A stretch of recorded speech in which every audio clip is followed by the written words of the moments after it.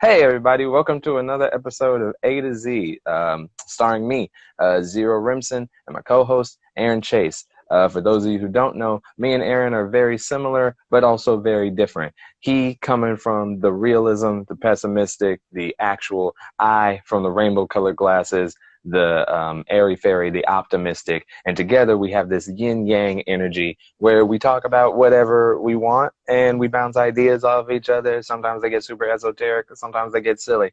Today we're talking about something. Again, this is one of those episodes where we don't know what it is and then it's going to be something. So here we go. Words. Aaron seems to have thought of a thing as we started. He's not naked, you guys. I know it looks like he's naked. He's not naked. It always looks like I'm naked. Mm-hmm. The level of editing that's going to happen in the future, for myself personal, like you're going to be fine because you don't curse or say anything up. Yeah. I'm fucked in the future. You understand that, right? No, explain. Oh, I'm so fucked. Just because, like, I have that darker, between the two of us, I have that darker edge. You know how you just sort of ramble on? Yes. Imagine if you rambled on and then planted little fucked up landmines for yourself in the future through rambling on.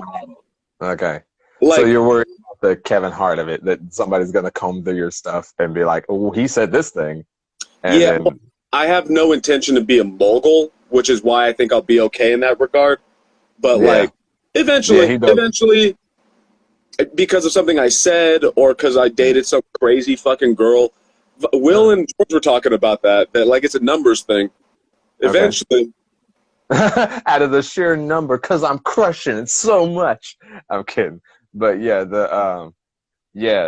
absolutely. I get why you say that. Even again, it's like, if anything, media has shown us that nobody is safe, because if you can be held accountable for stuff you freaking said as a teenager, then like, yeah, there's a song on my old vlog YouTube page, like, because I also had a vlog in high school. It wasn't great. I love it. Sometimes I think about like doing things. You know how you have ideas, but you're not committed to them too much, and like they feel very self-serving. I might do it on a birthday, like maybe next year I might do it. Or I kind of want to do a reaction to my own like vlog from back then, like looking at who I used to be and just laughing at how cringe I was in my teenage years. And because there's some stuff in there that's like, oh, buddy. And then there's other stuff I'm like, dude, like, what are you doing? Like, there's a video that's like so to the T, because it is still me, but it's like, it's so on the nose, like exactly where my brain is at. And I remember it. It's so funny to me, but I don't think anybody else will.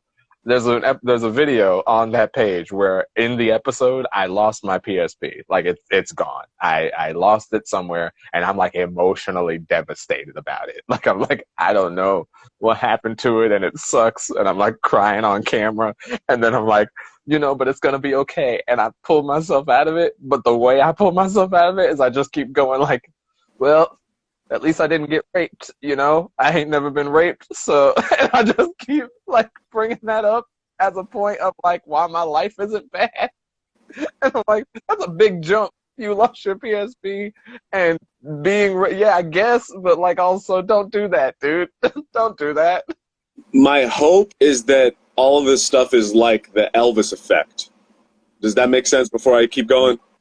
Nope. So, you know how Elvis was the first, like, modern, yeah, like he was the first guy to go through that, the first guy to be like that type of famous. And of course he did the drugs and he got the prostitutes and he died on the toilet. Yeah. He didn't have anybody to look before him to be like, oh, this is how I should navigate this. Yeah. My hope is that through all of these, like us trying to come up now, seeing Kevin Hart and Ari Shaffir and Joe Rogan, watching all of those guys, seeing how they've handled it, now teaching us how to handle it. But then I'm sure there's going to be cracks that we don't realize and so on and so forth. Also, I really need to pee. Should I just do this now, or should I? What do you think? How bad do you got to go? I mean, you should definitely go before it's over. But like, I just had one follow-up question to the thing that you said. Okay, I'll do the follow-up question. I'm going to urinate. Actually, you know what? I'll ask you. You go away and then come back with your answer. All right. So the question is, what is the most likely thing that will get you got? What's your most likely cancel situation. I got you. Okay. So while he's away and the boys will play, I'll talk to you guys. Because there's nobody in the live stream right now, that if you're watching this, you're watching it sometime in the future. We appreciate those of you that watch this like on your own time a lot. And also those of you that do show up to the live stream, like it's really cool. We do this on IG. You can watch this on the Buddy System YouTube channel. I don't know why I'm plugging it, because that's the only place it'll be, but you can, and all this stuff, and I'm going to do it at the end, all this stuff. Neither here nor there. What I'm asking you guys is in the comments on YouTube, if you could, write in the comments, what is the thing that you think you'll be canceled for? Like if you were famous, if you were well known, or when you get famous and when you get well known, what would the media see that would most likely get you canceled? Like, is it ideas about genders? Is it ideas about racism? Is it ideas? Because everybody knows, everybody has one thing in their head that they might have let slip or that comes out somewhere, and you might get canceled for it. So Aaron's back, and he's going to answer his version of it. But in the comments, leave yours. There's nobody here. There's nobody here, like in the live stream, but when we upload this to YouTube later, that's what I was telling you. It's a weird dichotomy. It's like talking to the chat that isn't here right now. They don't know it, but we do. But then, like, there is also a future audience, because most of them are comics, from what I've seen. It's going to be two things. Two things. Okay. Yep. It's me using the word for number one. Ooh, three. Well, it depends on how. Okay, three things. Three things. No, I will give you top two, because if you keep going down, you're going to think of more things. All right, two things. First thing is my use of the word faggot. Okay. And I think that the issue is more going to be that people don't understand where I'm coming from when I use the word. Okay. So I used to use it the way middle schoolers of our age used it, which never. In our, like, you hear Louis talk about that too. It was never something we thought of as a sexual thing. It was just an insult. And then as I got older, I realized, like, oh, okay, that's mean. Fair enough. Right. But now I use it I use it because it is inherently shocking and offensive, and I think it is an insult to the gay community to not say it in conversation, in the same way that, like, reading Huckleberry Finn, if you take out nigger, like if you literally take that out, you're kind of sanitizing history. You're making it as though this shit didn't happen. And so when I use it modernly now, when I use it, it's not to disparage anybody. It's to say, like, it's to acknowledge the realism of it, if that makes sense. Yeah. No, I get what you're saying. Because, if you're telling a story and in the story you got called it, or if you're even using the analogy of, like, look at how stupid this is when I put it in the context, but it's like actually what happened. For you to not do those jokes is like, that never happened. Like, nobody ever did, like, mean stuff with those things, and it wasn't crazy or stuff. Again, the lack of wanting to analyze it or look at it at all is a part of it. I understand that. I get what you mean. But then again, we're both comics, and there's a certain level of, like, until you're on stage and get it, until you've, like, performed, there is a level of, like, people are just going to feel like you're trying to get away with something. Or some people. Obviously, there are smart individuals who get it. And not to say that people who don't get it aren't smart, because obviously they have personal stuff in their life. Look at you trying not to get in trouble. Look at you go. I'm dodging these lasers. I'm trying to... And to be fair to those people, there is a sense of just trying to get away with it. Like, as a comic, that's also part of it, is see what you can get away with. That's kind of part of it. Right. But then the second thing, and the without question is going to happen, is just some sort of Me Too thing. Oh, okay. Well, I will elaborate. Why do you, please elaborate. Why do you think without question? Because that makes you look real guilty, my guy. It's because if you can say, if it's a he said, she said, if it's a after the fact, I did not feel comfortable, if it's a I just don't like the way they treated me. Because I've never, like, raped anybody. But if the standard of rape is even after the act, if that person then felt uncomfortable afterwards, then it was rape. then I genuinely have no idea. It's a numbers game. Yeah, no, that's fair. So it's one of those things where like, and because like I don't want to say I was abusive because I don't think I was like in a wife beater, make me a sandwich, bitch. Like I wasn't that, but I was immature and I didn't understand myself. I didn't understand what love was. I didn't understand how to help a healthy relationship. And so it is that weird dichotomy that much like the witch hunt on your like teenage years, right? Or your young adult years, that there's this level of like judgment from my teachers in art school used to call it presentism, and it was used towards art. And it's essentially judging art of the past based on standards of the present. And it's like that's unfair because at the time they didn't have what we had. They didn't know what we know. So to do that it's unfair to do. It's not to excuse all of the behavior. At the same time, you got to understand as a kid. Okay, this is about to be a long stretch. Not rant wise, but like as far as like where I'm reaching and how I'm going to make pedophilia. So the reason pedophilia is wrong is because the age disparage is so wide that an adult could easily take advantage of a kid. If you understand that a kid is innately dumber than an adult, then it should stand to reason that when you were young and stupid and impressionable, that a lot of the stuff you did was because you don't know better, because you're stupid. Nobody taught you that those things were bad or wrong, or if they did, you're just a stupid kid and you don't realize how serious those things. It's kind of like the kids of this generation eating Tide Pods, or like not even this generation, but it's like the Tide Pod thing or any other stupid thing that we did or our parents did before us. Like we all went through the phase of called growing up. You do dumb stuff, you learn from it, you don't do that dumb stuff. And the problem is looking at the time when you're dumb and supposed to be learning under the lens of you should already know innately is kind of flawed in and of itself. Again, it's not to excuse abuse or to say that like what you did was right or wrong. Like, but it is like yeah, you said it's like you're immature. Like when you're right and you have a girlfriend, those innate feelings of like jealousy and I want them to be mine and like why won't she do this thing for me because I want it. It's like want and like no very little consideration of the other person. Like that's kind of a part of it. Like that's kind of a part of it. And to expect somebody to just know that from birth is insane.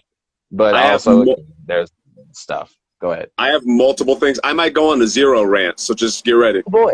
All right, let me get my seatbelt. All right, cool. It's going to be a zero rant, but in the yin version where it gets really dark and disturbing. Oh. It's sad. Uh-oh. Uh-oh. Slipped into one of these episodes. I guess the first part of it is there is a line of like, even if you're young, it's like, all right, this is true. You know Brock Turner? Of course I know Brock Turner. Okay. There's a line with Brock Turner. Where he's also, wasn't Brock Turner a college student, though? He was, you think he was like 21? No, maybe, I'll look him up. Listen, I'm not going to say that that's also, like, I mean, it is young, but it's not what I'm talking about. Right.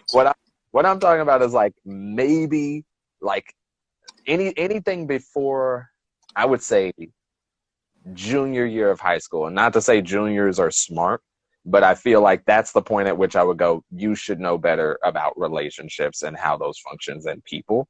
Now, obviously there's discrepancy, but personally I start going like, yo, like that's where it gets complicated for someone like me. So first thing is Brock Turner. I looked it up. He was 21 when he did what he did.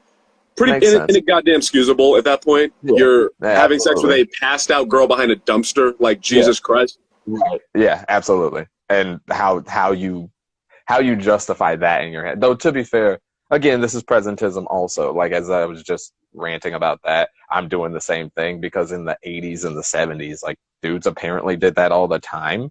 And I was like, I don't understand how you justify like she can't move. Right. Like that. And it's a lot of work. You got to pick them up and swing them. Lot of work. It's also a lot of work. You got to to a place, make sure nobody's around. Right. It's a whole thing. It's a whole escapade. Get out But of there.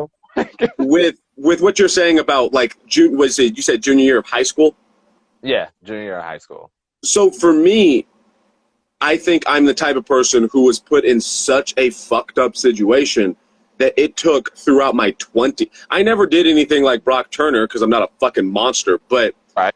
but like, it took me a long time to figure this out because I just wasn't put in a position to understand anything. I had to make really fucked up mistakes and learn things the hard way to learn things.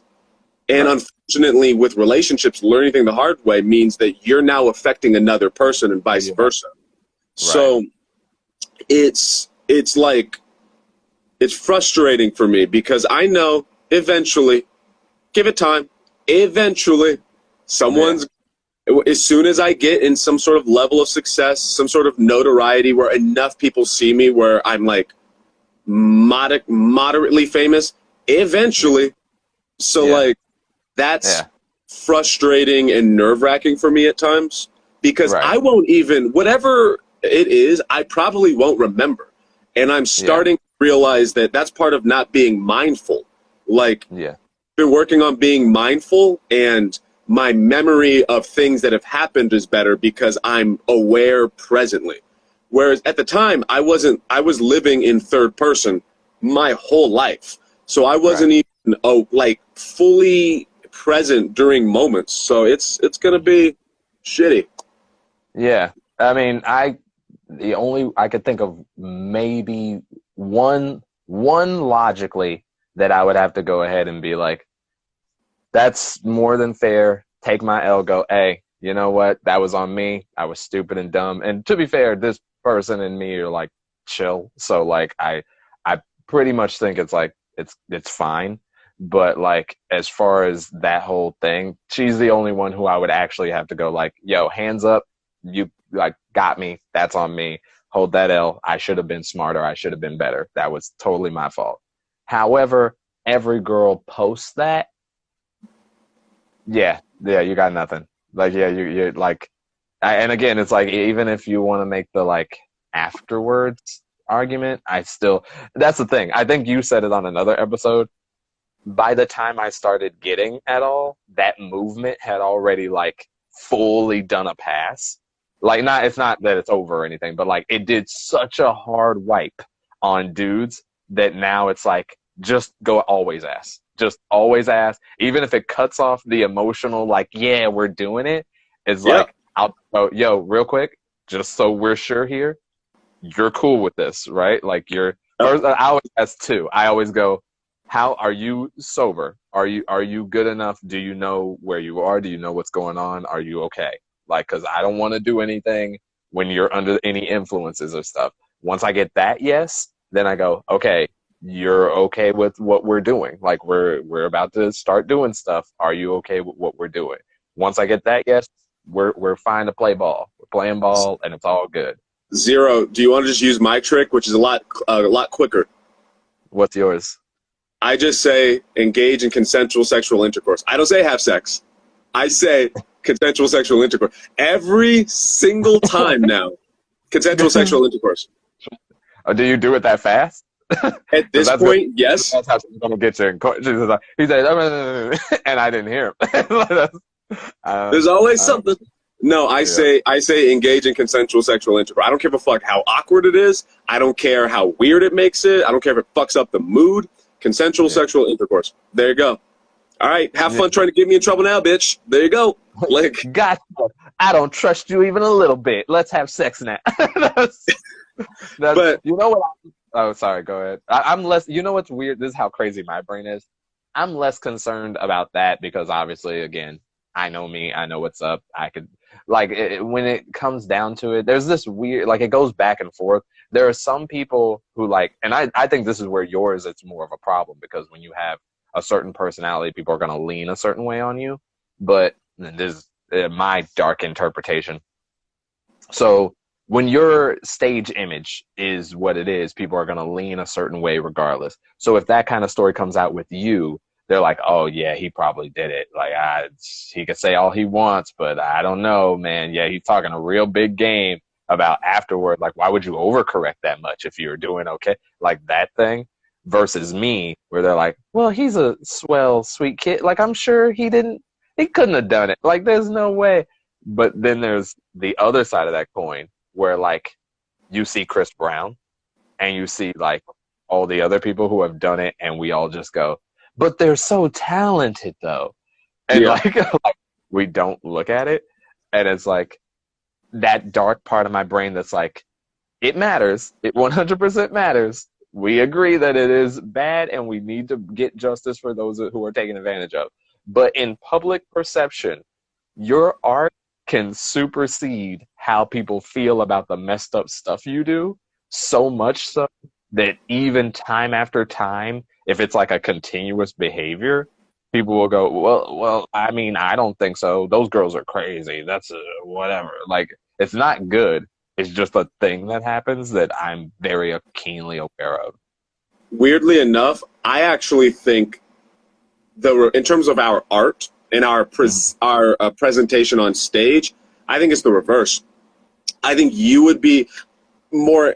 I think if something were to come out about you, you would be in way more trouble than me, because when I go on stage, people are acutely aware, like, oh, there's a lot of problems here. It's like the Richard Pryor, Eddie Murphy versus Bill Cosby. Richard Pryor, Eddie Murphy put all of that shit out there. You knew Richard Pryor was a piece of shit. He lit himself on fire, and he's running around, shot his own car. Whereas Bill Cosby created this squeaky clean, Ellen DeGeneres. That's fair. That is fair. Because, you see how bad Ellen's getting it for being a mean boss. And it's like she made people eat breath mints. Like, it's like, I go back and forth. Sometimes I'm like, yeah, that is pretty sucky, Ellen. You should have did something. And other times I'm like, y'all sensitive. Y'all trying to get Ellen's head. Why y'all going for Ellen's head? It's because people's perception of you supersedes getting to know. Like, they don't know. That's the weird thing. That's what freaked me out about slowly getting a fan base, is realizing, like, they're perceiving me in a particular way because they're seeing me at my most charming, most charismatic, most interesting way. They don't know that I'm boring and that I'm shitty and like, so eventually something, what's up? I was just saying, it's very interesting that, like, public perception puts you into a specific box. Like, and you control what that box is as much as you can, but eventually people lock in and go, you are this. And then once you're breaking out of that box, they start getting kind of like, what are you doing? I understood you when you were this. Get back in this. But go ahead. It's just like, it's just kind of, it is what it is. That's why I'm getting in this place where I'm trying to find who my friends are, who do I trust off the top, like who makes me, who lifts me up, who pushes me to get better. I'm going to focus on myself, not focus on the other people, all that stuff. Like, I'm trying to batten the hatches now, because I know eventually there's going to be a problem, eventually.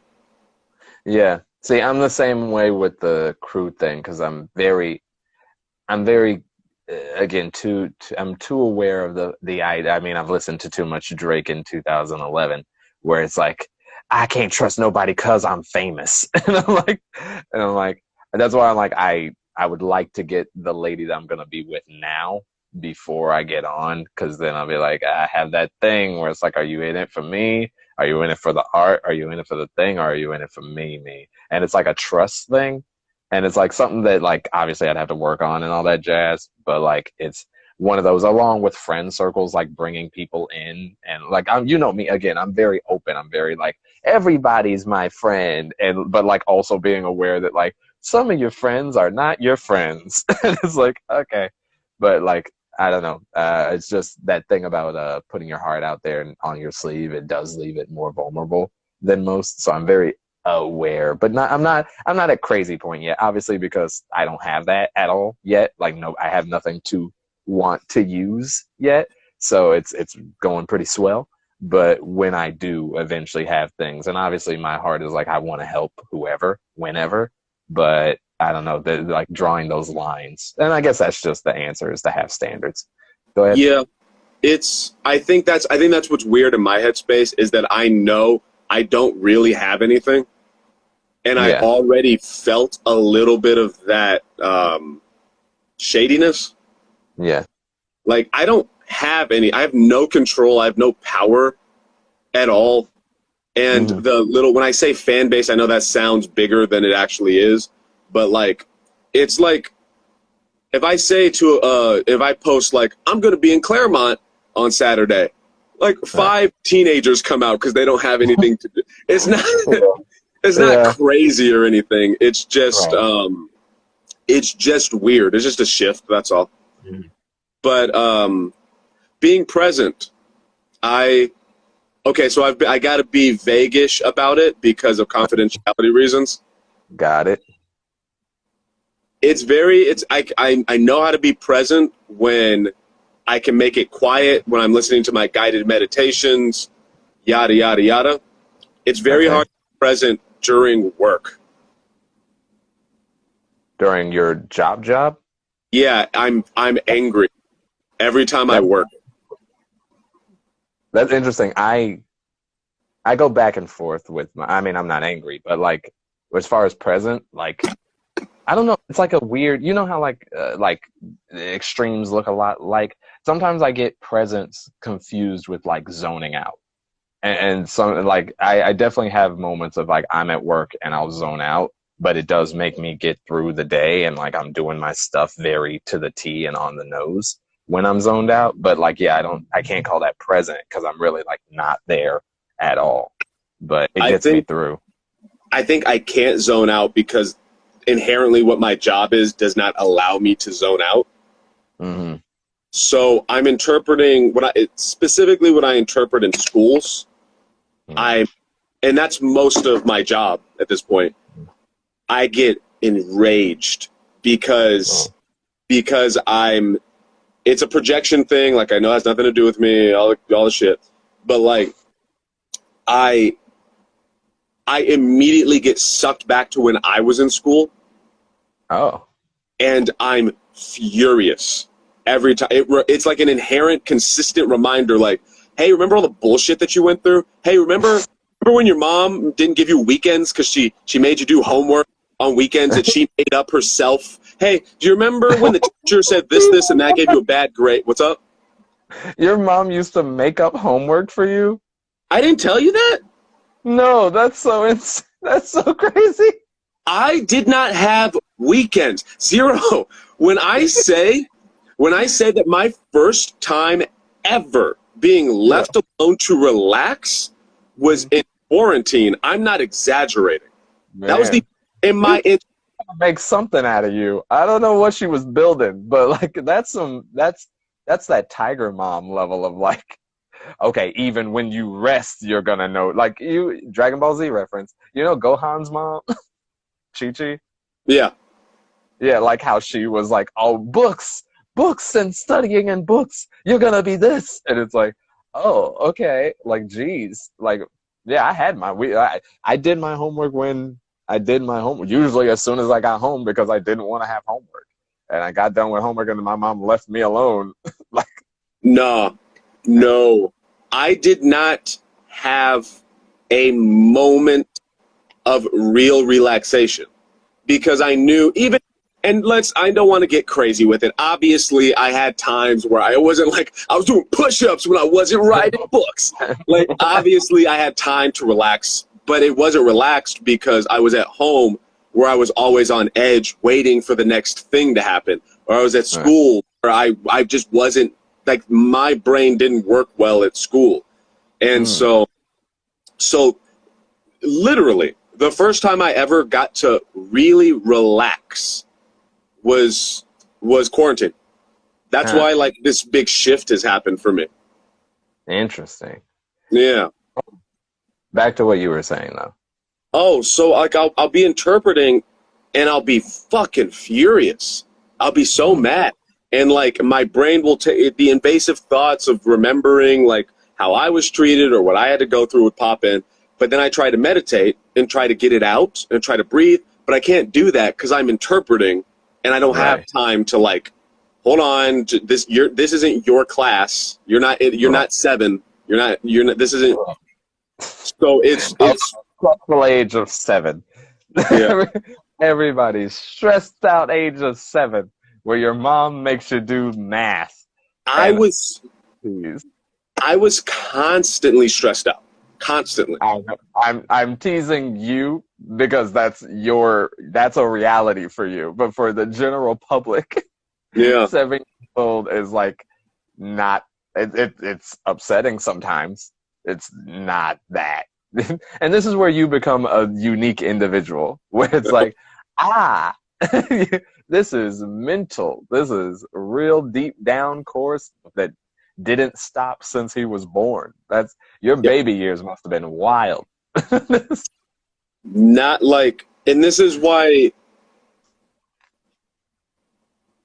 I think that people underestimate the level of anger and violence that I would have been capable of.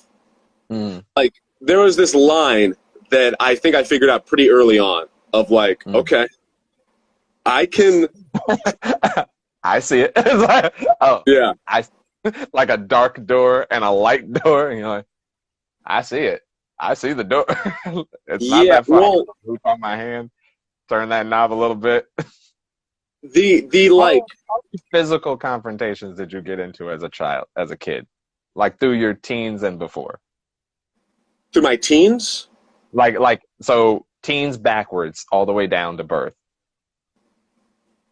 How many physical fights had you been in? I think maybe 5 or 6. No, that's not that many. No, but that's because I decided. No, that's why I'm saying I'm surprised that it Yeah, didn't.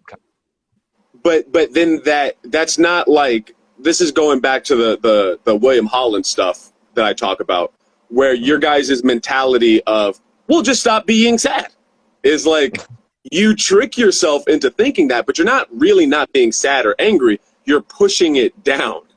And so I think, luckily for humankind, I pushed it down so I didn't hurt anybody. For the human race. Yeah, yeah. But that's not healthy for me, and so all that other stuff. Yeah. Interessante. Okay. Um, I lost it. I lost my train of thought. Go Well, ahead. regardless, so yeah, I'm just trying to be present, all that cute shit. It's Okay. and the What's your go-to like happy present thought? What's like what is your happy place? What's your I like don't have a happy when place. you don't have a happy place? No, Like if you had to imagine a happy place, if you had to pretend, just humor me. What's your happy place look like on stage performing. on stage? That is when I am most happy. That is adorable. Okay, It's sad for like me, but all right, that's sad for you. What? because that means that the only time I'm feeling true bliss is Mhm. when I have 5 minutes potentially bombing on stage, and I'm working and yada yada, all the cute shit. But like, if I were to say consistently, when am I most happy is when I'm performing. Okay. What is it about that it's like that brings you the happy, the thing closest to happy? Okay. Where does okay, pause. Guy question. Pick me, teach. Stage time, having sex with a girl. Uh huh.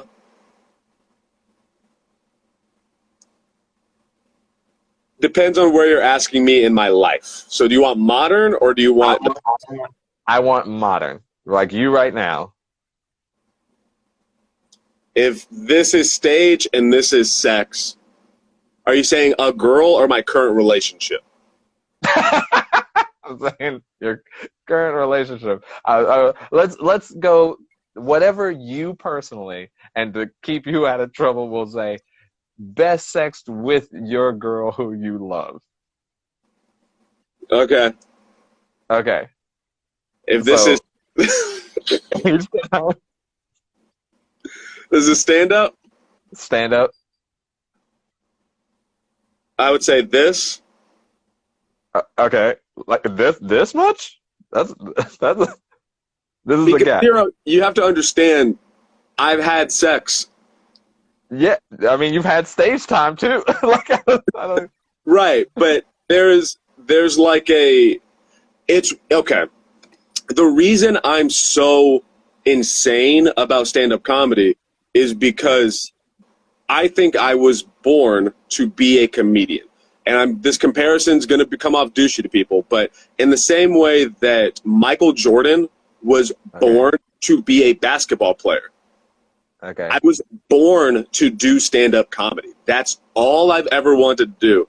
And okay, people just would not let me fucking do it.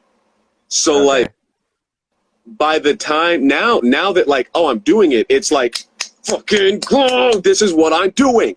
Nothing else matters. You don't matter, you don't matter, the world doesn't matter. I could give a fuck about anybody else. This is what I'm okay, doing. Yeah. okay, okay. So if this is sex to stand up, let's say, where would you put? Like you said, you don't enjoy eating food though. No, not at all. So how do you feel about sleep? I'm unconscious. So good. So good. Okay, where would you put sleep? Lower. Lower than sex. Yeah. That's interesting. For me personally, now to be fair, I'm not having sex. I do enjoy a good make out. I love a good session. Mine's is kind of like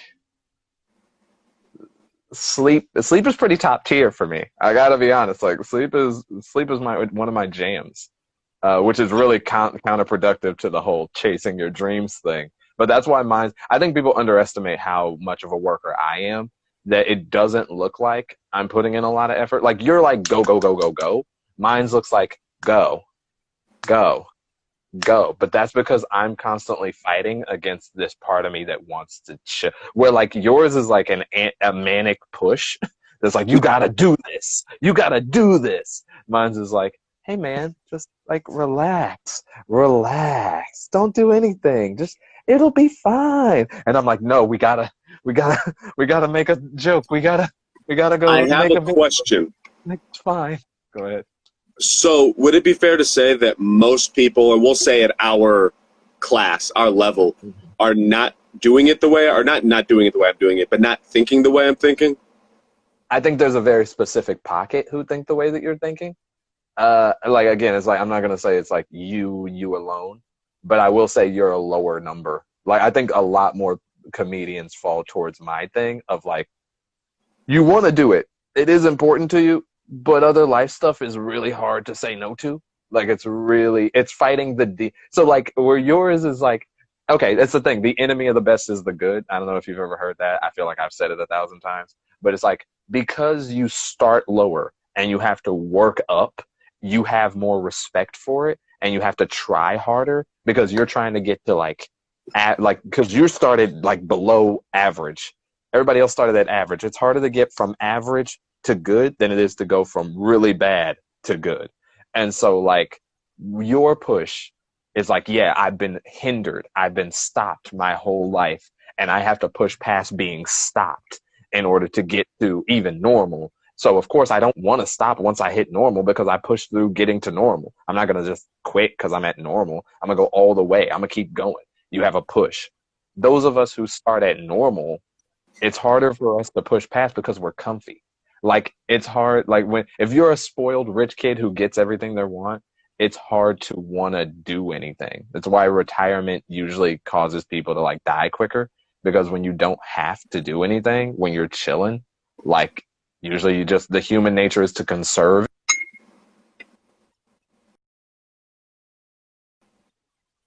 Human nature is to conserve energy and all that stuff. So our innate state is to kind of like chill. And so I think a lot more comics like it's kind of that joke of like why people like kind of want to talk down about it. It's like there is a certain level of like laziness to the art form because you get up there, you talk, then you get up. Like at a professional level, don't get me wrong, it does take a lot of obviously we know the behind the scenes, but to a regular person, it looks like you go up there, talk for 2 hours, and you made $100,000 for that. Like it looks like it's not that much, and I think that's part of the buy-in, and also the barrier to entry isn't high. Like to start stand-up comedy, you just sign up for an open mic. To start being a doctor, you have to go through 6 or 7 years of medical school. Then you get to start being a doctor. And even that's not true. Usually you're kind of an intern, and then you work up the ladder to resident, and then eventually you're like a real doctor. So I think that low barrier to entry, followed by like how much you don't have to do, innately invites a certain personality type. Me and my friend talked about like it's kind of like cops. Like if you're usually a cop from one of two places. Either you were a person who really wanted to help genuinely and you care about people and you're trying to do that, or you're a person with no power who wanted some power and you found the way to get power was to become a police officer and kind of roll your weight around. And so those are the two things that attract that world. In comedian world, it's like people who have real drive and artistry and really want to do it and are about it, and like people who don't want to work a desk job. Like I just don't want to do that, and it's like this is fun. It's a fun goof versus holy I got a thing to say. Well, with the desk job stuff, like I physically can't do it. Like I feel physical pain when I'm doing jobs that are not stand-up comedy. Okay. Do other people not feel that? Because people confuse me. Yeah. Because the short answer, no. People do not feel pain. It's annoying. It's not what you want to be doing. It could be kind of a drag. Like sometimes I'm at work and I'm like, this isn't the dream. Like this is really wah. But like I'm not like, this job. I think that's one of the things that would get me in trouble in my job, because I've been working since I was fucking 14. So like every job I would be in I could feel physical pain while I was there, and I'd be looking around and people would seem irritated or maybe they wanted to be whatever, and they would be like, you just got to be positive, man. Just fucking, why are you being so negative, Aaron? And it's like, because I feel like someone is punching me in the temple while I'm here every single second. And I cannot not be a comedian. Like if I'm not a comedian, I'm going to kill myself. Yeah. I physically can't do it. So I don't know. It makes me wonder what's going on in other people's heads when they're just doing their day job. Or when people are trying to half-ass comedy, that confuses me. Right. Because, because the long and short of it is they're not feeling that pain. Like they don't have that. Like that thing that you just described. I wouldn't say, in my experience, I can't speak for everybody, but in my experience, I think most people don't have that pain. Most people have like a slight discomfort at their job. Like it's comparatively to what you're describing. Like it's not a physical pain compared to what you're describing. It's a slight discomfort. I think you have a similar thing to a friend of mine where like you guys are so used to your thing, and it's not crazy. Obviously, like you assume that everybody thinks like you or has your stuff until you learn that they don't. And like my friend, it's like she has this thing with sadness, with dealing with sadness. And she kind of thought, oh, everybody just has this thing that's kind of looming over them. And I was like, that's not how I operate or how I assume a lot of people operate. And then it's like, oh, so yeah, I get why you're confused, because yeah, if we all felt that pain, then yeah, we probably would have more like, oh, I gotta do this. Because I don't think for most comics, you can tell it's not a life or death thing. It's not like if I don't do stand up, then I'm dead. It's for some comics, even for me, it's like if I don't do stand up, I'm going to pick another art. I'm going to do something else, but it's not like it's over. It's over for me. It's like I'll find another outlet. I'll find another thing to do my thing. Nobody can stop me in some regard. And I have other things that I like and do and all this stuff. And it's that.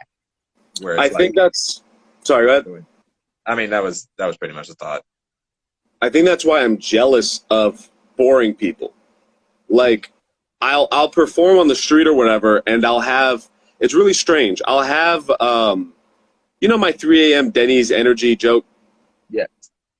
I'll have those types of guys in particular that you can, you get, this is going to sound douchey, but like you get this vibe that they're like, oh, I want to be him. Does that make sense? Yeah. And it's like, do you trust me? You don't. This, I know it seems like this is a blast or whatever, and in many ways it is. Yeah. But like when I'm not here, when you're not seeing me, I'm going through absolute hell. Like your life is this. Mine is, oh, I'm doing stand up and I'm working on it's COVID. I can't do it right now. Oh no, this isn't good. Oh no. So like, yeah. Okay, here's another question. How much do you relate to Kanye West? I guess the better question is how much do I pay attention to him? Oh, that's interesting. Because to me, this is where I say that, because to me, and I've made this comparison with my friend, because she's also like, I'm a character. Like I'm not normal. I'm like a little bit out there. And so when I interact with the world and I'm having my like day job or whatever, she's like, I don't know. It just doesn't seem like right. It's like, why are you always having these things at work and like all this stuff? And I'm like, okay, imagine like Kanye West had to work a desk job. Fucking Kinko's. Like if he was just at like a Foot Locker.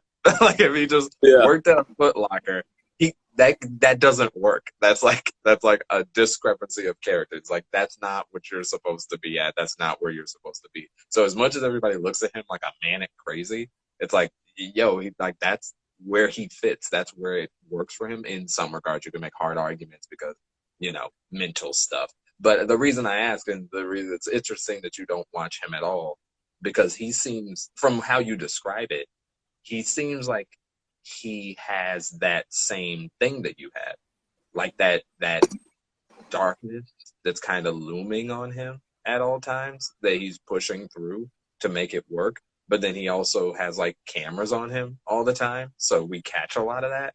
Like in that, do you think that people would Kanye you if they had like Kardashian cameras on you all the time? Yes, I think that I find it fascinating.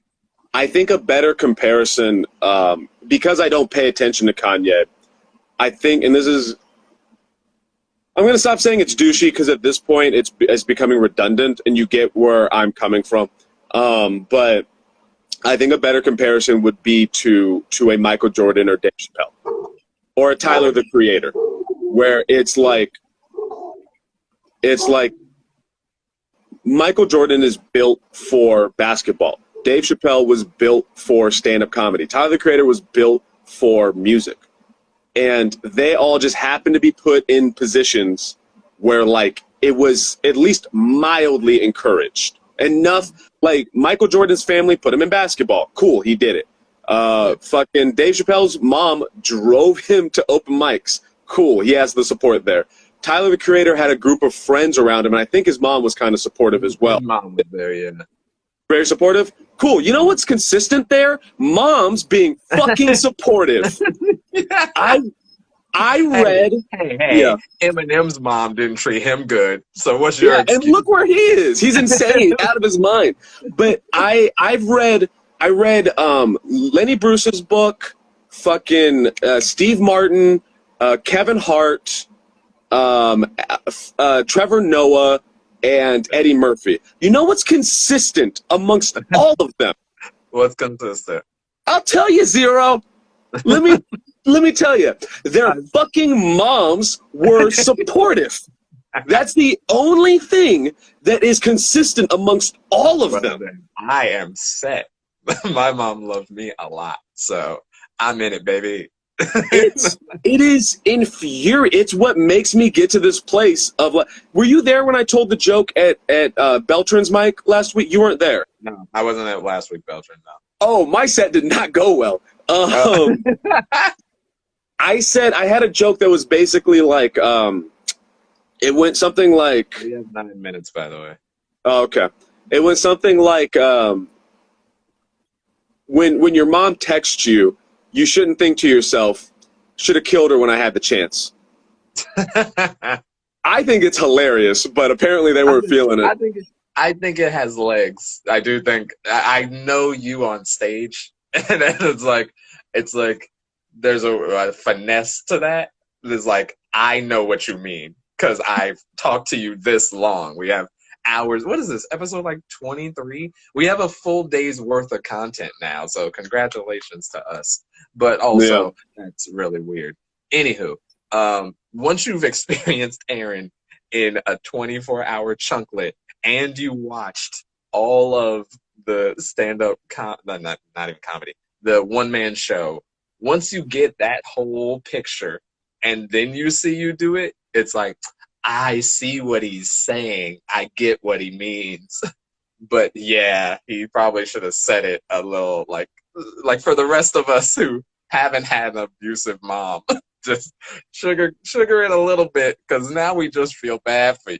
Like now, it's just like I was making this joke at the open mic I hosted last night, and it's like I love open mics at a certain point because it's comedians working on their material, and sometimes they get real, and then it's just them saying sad stuff, like just how you both have a great day. Keep rocking. I think he meant hope. But thank you. We appreciate. Thank you for stopping by. But yeah, it's like at a certain point, and this is a shout out to anybody who is thinking about going to an open stand-up mic. Highly recommend because both it is good to watch people do their art and all that stuff. It's really great to watch them grow and change, and it's sometimes very funny, good stuff. But even when it's not funny, it's hilarious because comedians are like they have darkness and they're trying to turn that darkness into light, but in that journey sometimes they'll just say some really sad thing and then it's like, oh you just said a sad thing and I was supposed to laugh at that thing you said. Okay, all right, I guess, sure. That's what working on being present is for. Like, the more I think about the past, the more infuriated I get. Because I'm like, you didn't give me a chance. If it's one of those things, you did not give me, no one gave me a chance. The fact that I did not kill people, that I did not beat any of my girlfriends, that I didn't kill myself is a miracle. And people don't fathom that, like, you are lucky that this is what this is, that this is coming out in this way, because it could have been insurmountably worse. So, Right. And it's that thing where and I think it's one of the reasons that you fascinated me because you confirm a theory that I have in a lot of ways, but like, it's the classic thing of nature nurture, right? And obviously there's clearly nurture and nature in there. The nature is the only thing that kept you from doing the horrifically dark things. The nature. So who you are outside of the thing that happened around you. Whereas the nurture is the thing that put all that darkness in your soul. Yeah. And at the same time, it is an uphill battle for you because it's so interesting to hear like you're doing stand-up comedy, but in your mind, there's a level of like, you guys are lucky it's coming out like this. Like you guys are lucky I didn't kill my mom. Okay. I have a weird comparison. How do you feel about Michael B. Jordan? Dude, I have thoughts, but essentially my main thought, I could sum it up in like 2 sentences. Michael B. Jordan is the most famous, attractive black man for having 1 hit. Maybe 2. He was in The Wire. He was in Chronicle. He was in Fruitvale Station. He was in The Wire as a little kid in season 1 who got shot. He was in Chronicle, that movie that had kids have powers for us. Like, I haven't talked about Chronicle since this conversation. I love Chronicle. This is the last time I talk about Chronicle. Like, I promise it will never come up. 3, don't tell me that his only 2 movies are not Black Panther and Creed 1. Fruitvale Station. Fruitvale Station? Fruitvale Station. Fruitvale Station. Yeah, you need to look up his IMDb because he is a fantastic actor. The fact that you have to tell me that proves my point. Whatever. Like nobody is talking about Michael B. Jordan and Fruitvale Station. Black people do. Fucking not Coons. Coons. You know why black people do? Because he's attractive. He's not a bad actor. I'm not saying he's a bad actor. I'm saying people are giving him way too much credit for him being an attractive black man who acts good enough. He does not have a standout role that isn't Black Panther and Creed, kinda. I'm not even giving him Creed and time. No, regardless, no. I have a box about Michael B. Jordan. He is a handsome black man. The vibe of him, though. Okay. Just not his, all the other stuff aside, just his vibe, his presence.